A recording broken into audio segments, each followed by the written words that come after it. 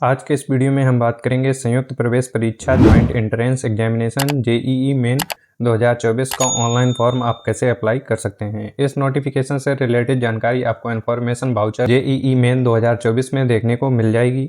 आपको यहां पर एलिजिबिलिटी कंडीशन दी गई है, आपका मोड ऑफ एग्जाम क्या है, स्कीम ऑफ एग्जाम क्या है, पैटर्न ऑफ एग्जाम क्या है, age criteria, list of qualifying exam, सारी जानकारी आपको मिल जाती है। फॉर्म अप्लाई करने के लिए आपको इसके ऑफिशियल पोर्टल पर आना होगा। रजिस्ट्रेशन करने के लिए रजिस्ट्रेशन टैब पर क्लिक करेंगे। यहाँ पर आपको फीस देखने को मिल जाती है। इसके नीचे आपको इंस्ट्रक्शंस दिए गए हैं। इसके बाद यहाँ से इस डाटा को डिक्लेयर करेंगे। क्लिक हियर टू प्रोसीड पर क्लिक करेंगे। इसके बाद यहाँ पर आपको रजिस्टर करने के लिए मल्टीपल ऑप्शंस मिलते हैं। जैसे अगर आपके पास डिजी लॉकर अकाउंट है तो आप यहाँ से लॉगिन कर सकते हैं। इसके बाद आपके पास डिजी लॉकर अकाउंट नहीं है और आप डिजी लॉकर अकाउंट क्रिएट करना चाहते हैं तो आप सेकेंड ऑप्शन को चूज करेंगे। इसके बाद यदि एकेडमिक बैंक ऑफ क्रेडिट आपके पास है तो आप एबीसी आईडी के माध्यम से भी लॉगिन कर सकते हैं।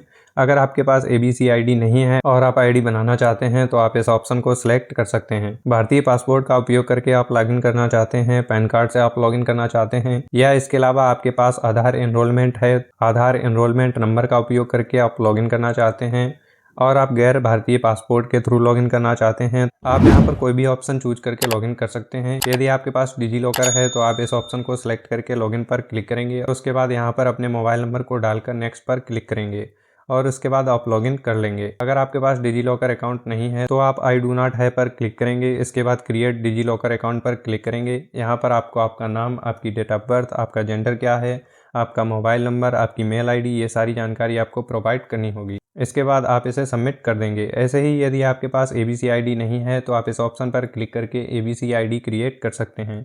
सारी बेसिक डिटेल्स फिल करके इस ऑप्शन में आपको यहाँ पर एक पासवर्ड या पिन जनरेट करना होगा।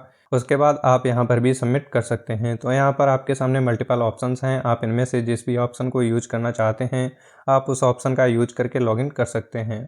और अगर आपके पास आधार कार्ड का एनरोलमेंट नंबर है तो आप आधार कार्ड के एनरोलमेंट का नंबर आप यहाँ पर डालेंगे और क्लिक हियर टू प्रोसीड पर क्लिक करेंगे। आपके पास पैन कार्ड है तो आप पैन कार्ड नंबर यहाँ पर देंगे। इसके अलावा पासपोर्ट है तो आप पासपोर्ट यहाँ पर दे सकते हैं और यहाँ पर जो भी ऑप्शंस हैं आप इनका यूज करके लॉगिन कर सकते हैं। इसके बाद यहाँ पर लास्ट ऑप्शन आएगा जिस पे आपसे पूछेगा कि जो आधार है वो आप साझा करने के लिए तैयार हैं, या आपसे कहा गया है मेरे पास आधार है लेकिन मैं परीक्षा केंद्र में आधार के माध्यम से अपनी पहचान प्रमाण नहीं करना चाहता हूं। मैं सरकारी पहचान पत्र का जिसमें फोटो होती है उसके थ्रू आप प्रमाणित करना चाहते हैं, या मेरे पास आधार कार्ड नहीं है, मैं परीक्षा केंद्र में अपनी पहचान प्रमाणित करना चाहता हूं, जिसके लिए मैं कोई भी फोटो आईडी आप लेके जाएंगे। तो आप इनमें से जिस भी ऑप्शन को सिलेक्ट करना चाहते हैं आप उसको सिलेक्ट करेंगे और उसके बाद प्रोसीड पर क्लिक करेंगे। सेकंड ऑप्शन में आपको यहाँ पर ऑप्शन मिलेगा, थर्ड ऑप्शन में भी आपको यहाँ पर ऑप्शन मिलेगा कि आप इनमें से कौन सी आईडी को सिलेक्ट करना चाहते हैं। उस आईडी का नंबर आपको देना होगा और इसके बाद आपको प्रोसीड करना होगा। इसके बाद आप अपने पोर्टल पर लॉगिन हो जाएंगे और यहाँ पर सबसे पहले आपको आपका नाम देना होगा। तो कैंडिडेट का पूरा नाम आप यहाँ पर एंटर करेंगे। इसके बाद आपको आपका फादर नेम प्रोवाइड करना होगा। इसके बाद आपको आपका मदर नेम प्रोवाइड करना है। इसके बाद आपका date of birth, date, month and year आप यहाँ पर एंटर करेंगे। इसके बाद जेंडर आप सिलेक्ट करेंगे। इसके बाद जो भी फोटो आईडी आपने रजिस्ट्रेशन के टाइम पर सिलेक्ट की है उसका आईडी कार्ड नंबर आपको देना होगा। प्रेजेंट एड्रेस क्या है तो पूरा एड्रेस जो भी आप लिखते हैं वो आप यहाँ पर एंटर करेंगे। इसके बाद सब लोकेलिटी आपकी ऑप्शनल है, लोकेलिटी आपकी मैंडेटरी है। इसके बाद कंट्री को चूज करना है। इसके बाद आपको स्टेट चूज करना है। इसके बाद आपको यहाँ पर डिस्ट्रिक्ट सिलेक्ट करना होगा। आपका पिन कोड आप यहाँ पर एंटर करेंगे। आपका मोबाइल नंबर आपको यहाँ पर एंटर करना होगा और उसके बाद उसे कंफर्म करना होगा। आपकी मेल आईडी आपको यहाँ पर एंटर करनी होगी। अगर आपका प्रेजेंट और परमानेंट एड्रेस सेम है तो आप सेम एज पर क्लिक करेंगे, अलग अलग है तो अलग अलग एंट्री कर सकते हैं। इसके बाद आपको एक पासवर्ड जनरेट करना होगा। पासवर्ड आपका 8 से 10 कैरेक्टर का होना चाहिए। तो आपके पासवर्ड में upper case, lower case, special character होने चाहिए।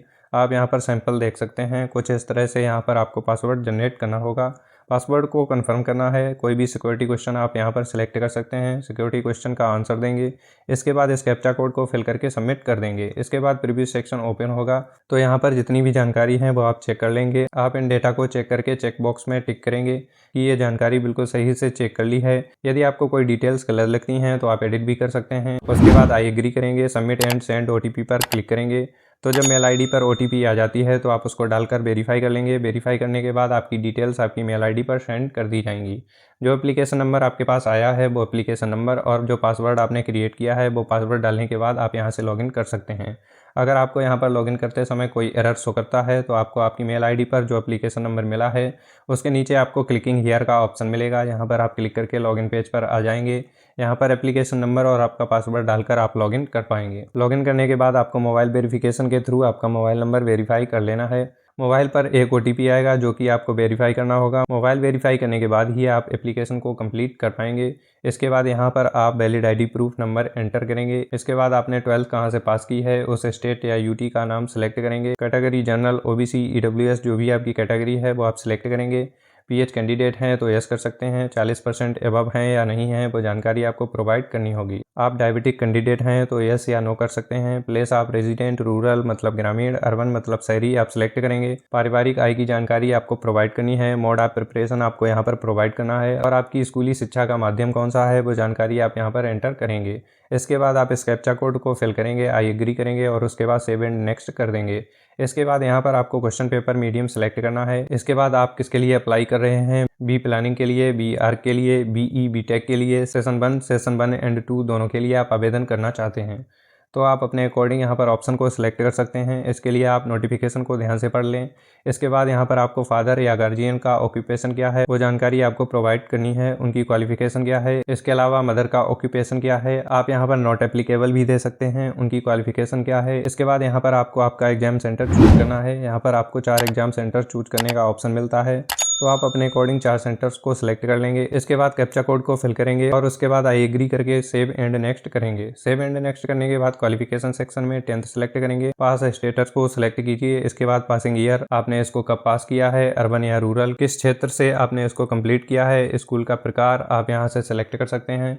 इसके बाद क्वालिफाइंग स्टेट आपको सिलेक्ट करना होगा। इसके बाद आपने 10th किस जिला से पास किया है और उसके बाद बोर्ड का नाम आप अपने अकॉर्डिंग सिलेक्ट कर सकते हैं। नेक्स्ट ऑप्शन में 10th के स्कूल का नाम आपको एंटर करना है। स्कूल का एड्रेस आपको यहाँ पर देना है। स्कूल का पिन कोड आपको देना होगा और उसके बाद आपको 10th का रोल नंबर देना होगा। इसके बाद रिजल्ट मोड में परसेंटेज या CGPA आप यहाँ पर दे सकते हैं। यहाँ पर आपको CGPA देना है, कितना CGPA आपने ऑब्टेंड किया है और आपकी परसेंटेज कितनी है तो 9.5 से मल्टीप्लाई करके आप मेंशन कर सकते हैं। परसेंटेज है तो टोटल मार्क्स आपको देने होंगे। इसके बाद आपको प्राप्तांक देने हैं, आपकी परसेंटेज आ जाएगी। 10+2 में आपके सामने मल्टीपल ऑप्शंस हैं। अब यहाँ पर आपको देखना है कि आपकी इनमें से कौन सी क्वालिफिकेशन है तो इसके लिए लिस्ट ऑफ क्वालिफाइंग एग्जाम आपको यहाँ पर दिया गया है। Final examination of the 10+2 system conduct है किसी भी स्टेट या बोर्ड के द्वारा, जैसे आपका यहाँ पर CBSE या फिर council for the Indian school certificate. इसके अलावा आपने यहाँ पर intermediate 2 year pre university examination दिया है। Final examination of 2 year course जो कि joint serving wing of national defence academy के द्वारा होता है, या सीनियर सेकेंडरी स्कूल एग्जामिनेशन जो कि आपने NIOS से कम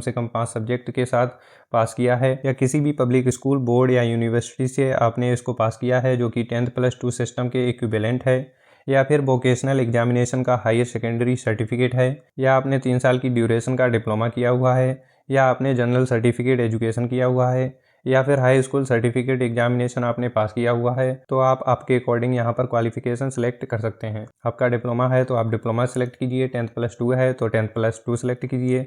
तो आपके अकॉर्डिंग यहाँ पर जो भी ऑप्शंस हैं वो आप सिलेक्ट कर सकते हैं। इसके बाद बाकी की सारी जानकारी सेम 10th की तरह आपको प्रोवाइड करनी होगी। तो बेसिक जानकारी है जो कि आप यहाँ पर फिल करेंगे, उसके बाद सेव एंड नेक्स्ट करेंगे। इसके बाद अगर आपका जुड़वा भाई बहन है तो आप अपने अकॉर्डिंग यस या नो कर सकते हैं। इसके बाद आपको इस कैप्चा कोड को फिल करना है, आई एग्री करना है और सेव एंड नेक्स्ट कर देना है। इसके बाद आपके माता पिता या अभिभावक का इमरजेंसी कॉन्टैक्ट नंबर आपको देना होगा। सबसे पहले कंट्री चूज करेंगे, कंट्री कोड सेलेक्ट कीजिए और उनका मोबाइल नंबर और मेल ID आपको यहाँ पर एंटर करनी होगी और कैप्चा कोड को फिल करके गेट OTP पर क्लिक कर देंगे। इसके बाद नेक्स्ट ऑप्शन आपके डॉक्यूमेंट अपलोड का आता है, जिसमें आपको फोटोग्राफ एंड सिग्नेचर अपलोड करने हैं। फॉर्मेट आपका JPG रहेगा, फोटो का साइज 10 से 200 KB और सिग्नेचर का साइज 4 से 30 KB रहेगा। फोटो और सिग्नेचर अपलोड करने के बाद ही नेक्स्ट ऑप्शन पर जाएंगे। इसके बाद आपके सामने प्रीव्यू सेक्शन ओपन होगा। अगर आपको लगता है कोई गलती है तो आप बैक जाकर सही कर सकते हैं। अगर आपको लगता है कि कोई भी गलती नहीं है तो आप यहाँ से डाटा को वेरीफाई कर लेंगे और उसके बाद आई एग्री करके फाइनल सबमिट कर सकते हैं। फाइनल सबमिट करने के बाद आपका लास्ट ऑप्शन पेमेंट का है, आप पे नाउ वाले ऑप्शन पर क्लिक करेंगे। इसके बाद यहाँ पर आपको जो पेमेंट करना है उसकी डिटेल्स दी गई हैं, आप फिर से पे नाउ पर क्लिक करेंगे और उसके बाद मल्टीपल ऑप्शंस हैं, आप इनमें से कोई भी ऑप्शन चूज कर सकते हैं पेमेंट को कंप्लीट करने के लिए। इसके बाद आप credit card, debit card, net banking, UPI किसी भी मेथड से पेमेंट को कंफर्म कर सकते हैं। जैसे ही आपका पेमेंट वेरीफाई होगा आप अपना कंफर्मेशन पेज डाउनलोड कर पाएंगे।